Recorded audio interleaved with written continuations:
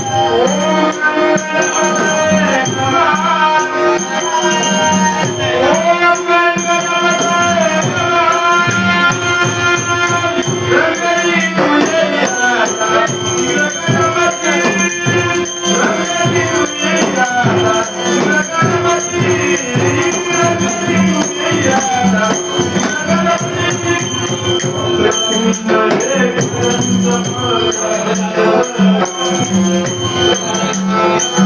you.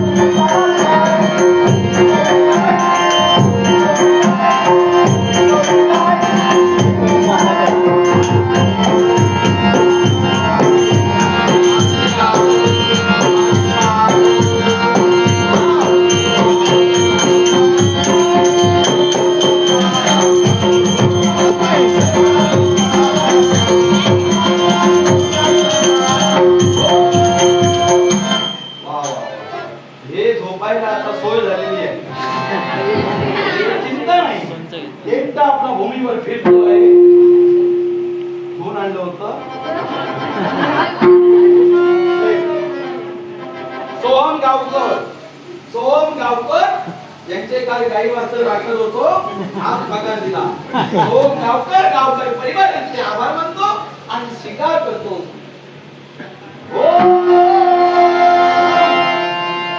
नावात बदल, भाषेत बदल, वेशात बदल, चांगल्यात बदल, वागण्यात बदल. नाव माझं वाला. कोण पण मला श्रीनिवासही म्हणतात. आणि या मरत भूमीवर आमचं येणं झालंय. माणसाच्या रूपात आम्ही फिरतो आणि चटकट पटकन आमची ओळख कोणालाही तशी मिळत नाही. मिळालेल्या वेळात ही गाई वासरं राखावी आणि मिळालेल्या वेळात परमेश्वराचा वार चिंतन करण्यासाठी या व्यंकटेश पर्वतावर बसावं. व्यंकटेश पर्वतावर बसावं आणि हे आल्यावर हसावं. बारकोली ग्राम विकास मंडळ यांचे शुभचिंतक तसे बारकोली गावचे उपसरपंच आदरणीय श्रीमान संदेश गुरव यातून पारितोषिक राहील. आदरणीय उपसरपंच संदेश गुरव यांच्या पुढील वाटचाली शुभचिंतून आदरपूर्वक स्वीकार करतोय. तसेच या गावचे दशावतारी कलावंत कैलासी रघुनाथ गुरव यांच्या स्मरणार्थ त्यांचे भाचे ज्ञानेश्वर गावकर, आमचे व्यवसाय बंधू ज्ञानेश्वर गावकर यांनी पारितोषिक दिले. कैलासी रघुनाथ गुरव यांच्या आत्मा चिरशांती लाभू दे. देव गावातल्या निमंत्रण प्रार्थना करून आमचे व्यवसाय बंधू ज्ञानेश्वर गावकर आणि बाळावट यातून पारितोषिक दिले. त्यांचे तुमचे आभार. तसेच अर्जुन आई यांनी पारितोषिक दिले. अर्जुन आई कुटुंब सर्वांना उदंड निरोगी आयुष्य लाभू दे देवाजवळ प्रार्थना करतो. तसेच या गावचे सेक्रेटरी मंडळ मुंबई गोपाळ गावकर, बारकोली ग्राम विकास मंडळ मुंबई सेक्रेटरी गोपाळ गावकर यातून पारितोषिक त्यांचे तुमचे आभार म्हणून आदरपूर्वक स्वीकार करतो. तसेच लोककला दशावतार नाट्य महोत्सव संस्था डोंबिवली सेक्रेटरी गजानन गावकर मुंबईमध्ये संयुक्त नाट्य कुठेही असेल तरी नारायण आशेचं नाव विसरत नाही. कारण थोरा लोकांच्या आशीर्वादाच्या कौतुकाची थाप आमच्या पाठीवर मिळाली म्हणून आमचा झेंडा मुंबईपर्यंत आहे. गजानन गावकर त्याचप्रमाणे बाळवाड शाळेत तसेच नाट्यरसिकांसाठी सुवर्ण संधी दिनांक 16/5/2026 रोजी आरोग्य दशावतारांचा दशरथ कौशल्या विवाह हा नाट्यप्रयोग होणार आहे. बाळवाड शाळेत जवळ वार शनिवार दिनांक 16/5/2026 रोजी. तरी नाट्यरसिकांनी आवर्जून याचा लाभ घ्यावा. या व्यंकटेश पर्वतावर गाई वासरं मी राखतो आहे. वेळ झाली आहे माझ्या गाण्याची. वेळ झाली आहे माझा नृत्य करण्याची. गाण्याचे नृत्य करून या व्यंकटेश पर्वतावर मिळालेल्या वेळात परमेश्वराचं ध्यान चिंतन करावं.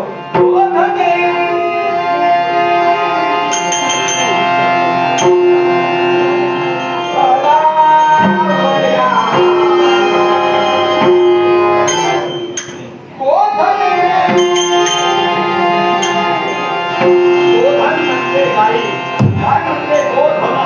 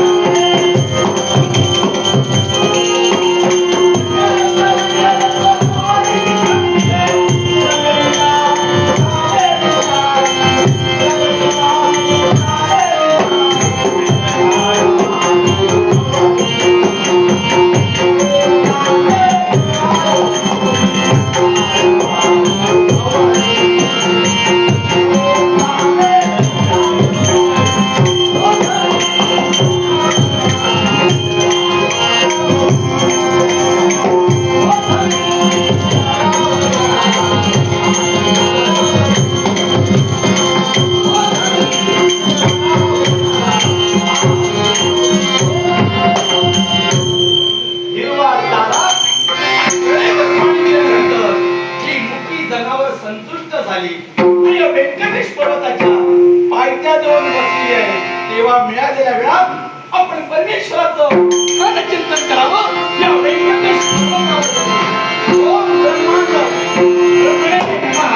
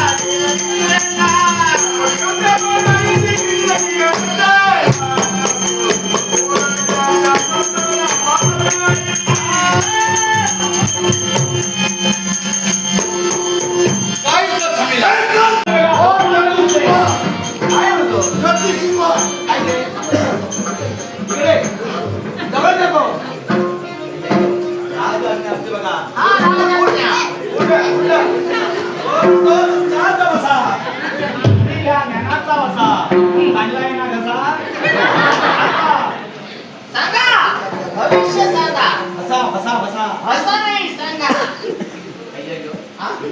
बस तरी काय? सगळ्यांनी बसून द्या. कळलं बघा. हा.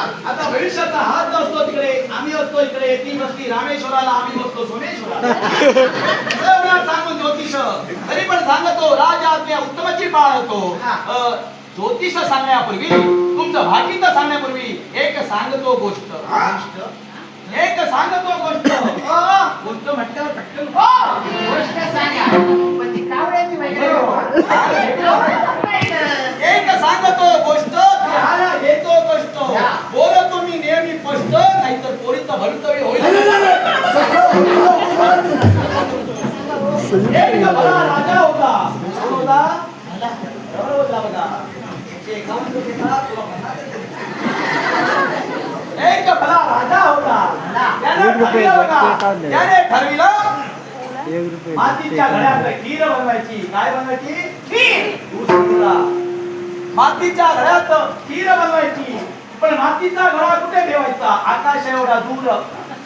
आकाश एवढा दूर. आणि दुसऱ्या नोकराला राजा भला बोलला, आग लावा खाली जमिनीवर. आग जमिनीवर, आकाश एवढं फरक दूर. आता मला सांगा राजा तल्ल बुद्धीनं अक्कल शक्कल नवा, आणि मला सांगा अशा वेळी खीर बनेल का? कुणालाही विचारा. कुणालाही विचारा. होणार कशी खीर? एवढं दूर बसून भविष्य सांग होणार कसं? मध्ये मध्ये विचार नाही. मोठ्या माणसाला फिरून सांगायचं. एकदम बसतो. पण हे सर्व बोलता काही स्पष्ट बोलायला शिका. त्याच्यात भाजी पण नसतो मला. भविष्य.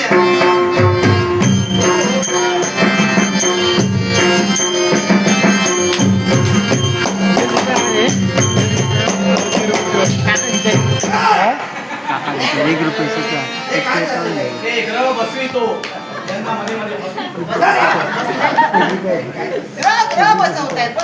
एवढी बडबड व्यर्थ आहे. करावी किती करावी? धन्यता मिळते बघा.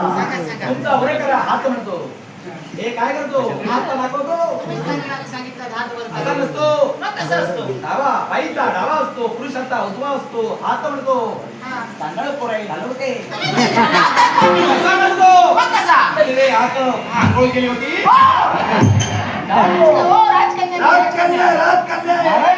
स्वामी सुपूजा असतो. राजकन्या लाडाची लेख बघा. सकाळी की संध्याकाळी आंघोळ पट्टे कळत नाही. वा वा. घरात घरपण घरात नाही. घरात घरपण घरात नाही, ते बाहेर डोकावर पाळी. घरात घरपण घरात नाही, ते बाहेर डोकावर पाळी. उंबर ठेवर तुझी घडी विसरितो, थोडा धीर धर ग बाई. काय ताई येतो लग्नाला. ताईच्या लग्नाला येतो आणतो, नाही तो भाऊ बीजेला मग आहे. असू दे असू दे. आता सांगतो तुमचं. सांगा. वा वा वा. काय तो आकार असतो. ग्रहांचं म्हणतो. चुपचुप काय करतो? ग्रहावर तिथं बोलत नाही. जाणून बुजून बोलत नाही. असू दे. सुंदर बघा ते. सुंदर. काय ते वर्णावे तुमचे रूप. काय ते वर्णावे तुमचे रूप. तुम्हाला असत नाही खाली फाटविलं. देवाची मेहनत खूप.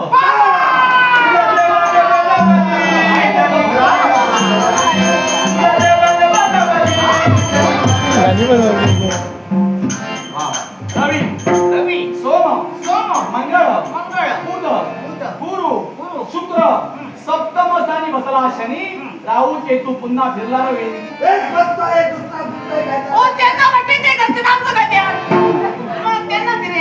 काय तुमच्यासारखा राजा असतो बडवत देतो. ग्रह असतो ग्रहाबद्दल बोलतो. असू दे असू दे. वा वा. सुंदर बघा सुंदर. अय्यो पाप बघा. जगदीश्वराची कृपा करून सांगतो. काय झालं का? कोणाला काळं लावलं होणार ते लावलेलंच आहे म्हणून तुम्हाला बघायला सांगितलं. ते गरीबाच्या प्रेमाकडे बघा. बरोबर नाव त्याचं बाला श्रीनिवास. होय हो. विकारी बडबड व्यक्त करतो बघा. हो, त्याच्यातून मुक्तता झाली पाहिजे. तुम्ही एक जग सोडा. हो, सुटका झाली पाहिजे. येतो सुटका विश्वरात्रीची करीतो सुटका. नाही तर बसेल फटका. माहित का तुमचा खेळ व्हायला लटका कसं होता उपयोगाचं अरे जास्त माणसं नका बसलेलं मांडीला लटका जरा पहा एक काम करा अचूक पुढे सांगतो बघा अचूक पुढे सांगतो श्रीनिवास आणि पद्मावती लग्न करा काय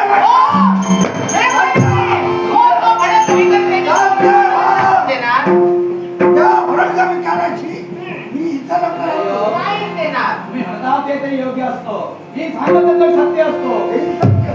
ही प्रेमाचं पण भंग ठिकाणाच्या बघा पण श्रीनिवास तो बाळा आणि पद्मावती लग्नाच्या मुहूर्तावर बघा तुम्हाला कसे राजपिंड दिसतात तो भडंग भिकारी तुमच्यामध्ये असतो पण लग्नाच्या मुहूर्तावर बघा तो लग्नाच्या बोल्यावर तुमच्यासारखा राजपिंड दिसतो अरे म्हणता. राजा दिसतो पोरीची भाग्यरक्षा उद्याचं सोडा दे नको. परवाचा झाला बरोबर. आणि नंतर घरी बसा परवाचा झाला हे म्हणतो आणि रोहिणी नक्षत्र गवाड मुहूर्त अमृत सिद्धी योग ही त्रिवेणी संगम तुझ्या नशिबी आली तो जरी गरीब दिसतो लग्नाच्या वेळी श्रीमंत दिसतो काय सांगता जगदीश्वराची कृपा तुला सांगतो अर्चना पांडुला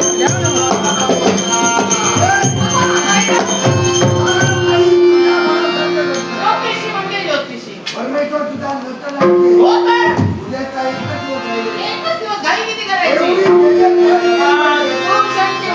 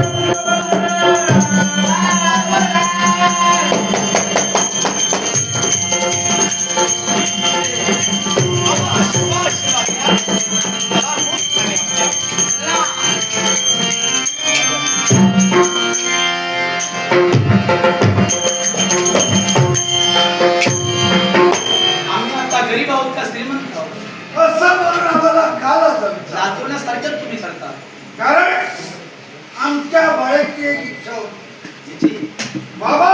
त्यांच्या समयेत माझं लग्न होईल. हो, माझ्या समयेत तर त्या राज्यात. इथंच राहिला हवाय ना त्यांनी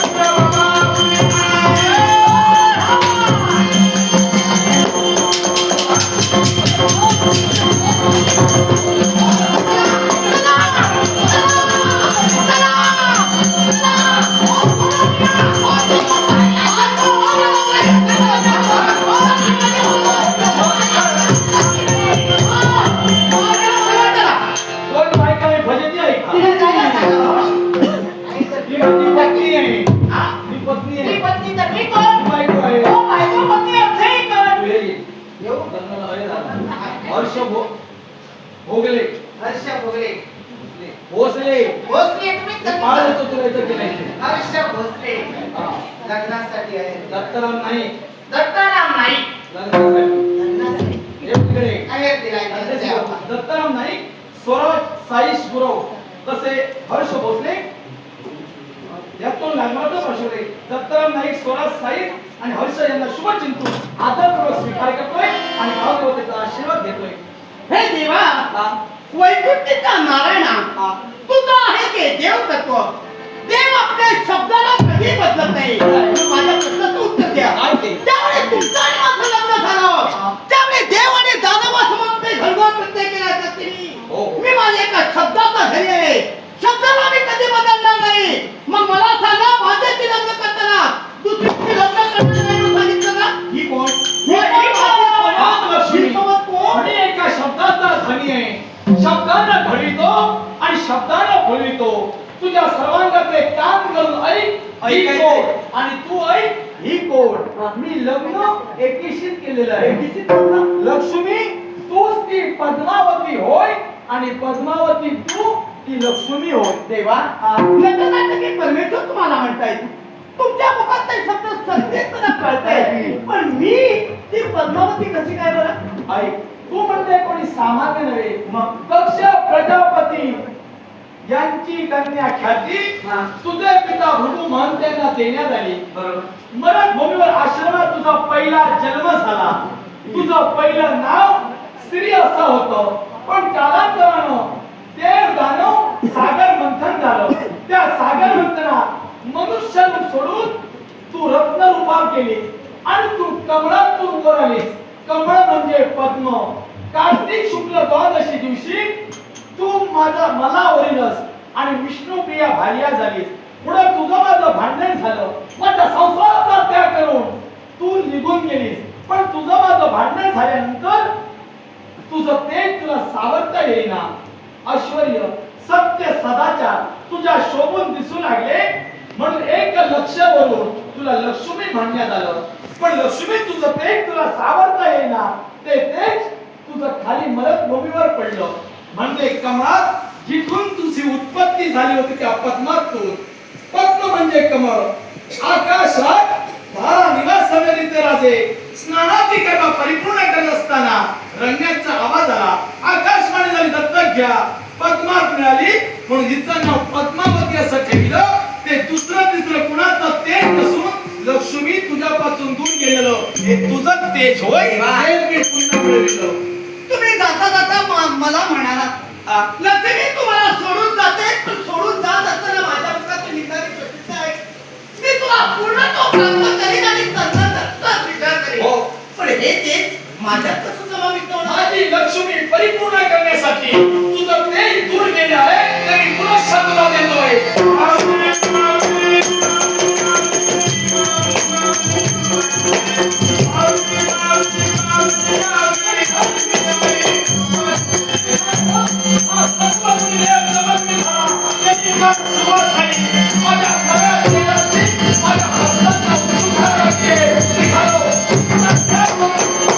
माझ्या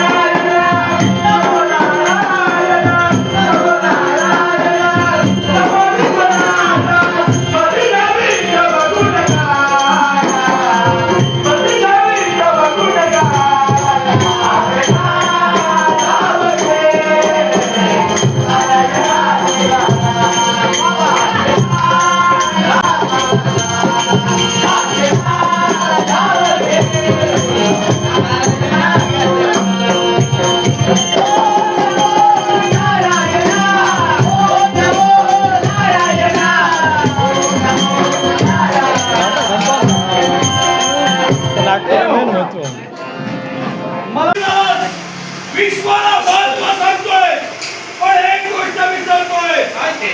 लग्नासाठी तुला धन मी दिलं होतं, आणि धन देत असताना माझ्या मुखातील शब्द होते, मी वेळाने मुलातही ठेवली होती, वेळाने मुलात संपली. मग आता माझं धन ऋणात सहित देणार किंवा त्या ऋणात राहणार ते संभवेल. लग्नासाठी आपल्याकडे आम्ही धन घेतलं, पण ते आम्ही परत देऊ शकत नाही. बरं झालं वैकुंठीचा नारायण या कुबेराच्या ऋणात राहिलाय. कुबेराज, मी आपलं धनही देऊ शकत नाही आणि आपल्या ऋणातही अडकून जाऊ शकत नाही. ऋणातही राहणार नाही. आणि मला ऋणातून मुक्त कोण करणार? मला ऋणातून कोण सोडविणार? ते सर्व माझे भाविक भक्त मला ऋणातून सोडविणार आणि देवाला मुक्त करणार. ते कसे? महासती रुंदेच्या शापानं कलियुगाच्या ठिकाणी देव दगडाचे होणार आहे. या शेषाचल पर्वताच्या पायथ्याशी भलं मोठं सुशोभित मंदिर उभारतील आणि या तिरुपती बालाजीला तिथं स्थापन करतील. माझा महिमा ऐकून आपल्या दुःखाचं कारण सांगण्यासाठी मोठ्या उत्साहानं मोठ्या जातीनं यात्रेकर म्हणून माझ्या दर्शनाला हजारो मैल प्रवास करून भक्त मंडळी येते. जे भक्त मंडळी या तिरुपती बालाजीच्या दर्शनासाठी येते, ते आपल्या स्वकष्टातून मिळवलेला पैसा माझ्या चरणावर वाहते. माझा उत्सव साजरा करण्यासाठी हातभार लावते. माझ्या भक्तांनी आपल्या कष्टातून यथाशक्ती ठेवलेला चरणावर पैसा त्या एका एका पैशातून कुबेराज आपलं ऋण फेडलं जाईल, आपलं ऋण फेडलं जाईल. शिवाय व्यंकटेश पर्वतावर माझं आणि पद्मावतीचं मिलन झालं म्हणून मला दुसऱ्या नावानं ओळखतील, ते म्हणजे व्यंकटेश पद्मावती. व्यंकटेश पद्मावती असं ओळखतील. शिवाय विश्वकर्मासारखा कारागीर माझी सुशोभित मूर्ती पुरेल. पण भक्तगण हो, सर्वांगाचे कान करू नये का? कलियुगाच्या ठिकाणी गावोगावी गाव देवतेचं मंदिर उभारलं जाईल. कुबेरासारखा श्रीमंत एकाच दुसरा गावात जन्माला येईल. स्वतःचं सामर्थ्य दाखवण्यासाठी अहंकारानं पेटे स्वतः देवाचं मंदिर उभारेल. पण एकट्याला मंदिर उभारू देऊ नका. तुम्ही केलेल्या कामार कष्टातून मिळवलेला पैसा एकत्र करा, गाव देवतेचं मंदिर उभारा, देवाची पुनर्प्रतिष्ठापना करून कलशार्पणाचा ध्वज फडकवा आणि देवाला तुमचा करून द्या. न पेक्षा काय होईल? हा देव जसा कुबेराच्या ऋणाला लागला, तशी तुमची गाव देवता श्रीमंताच्या ऋणाला लागणार, श्रीमंताच्या ऋणाला लागणार. शिवाय विश्वकर्मासारखा कारागीर माझी मूर्ती कोरेल. पण या तिरुपतीच्या दर्शनाला जे भक्त मंडळ येते, माझं दर्शन घेतल्यानंतर कोल्हापुरामध्ये जाऊन श्रीयंत्र, त्या श्रीयंत्राला 5 भाग असतात. त्या 5व्या भागामध्ये कोल्हापूर निवासिनी म्हणून लक्ष्मीची स्थापना होईल. माझं दर्शन घेतल्यानंतर लक्ष्मीचं जो दर्शन घेईल त्याच्या इच्छा परिपूर्ण होती, असा माझा मंगलकरता आशीर्वाद आहे. विश्वकर्मासारखा कारागीर दगडी भाषणात माझी मूर्ती कशी कोरेल, ती अशी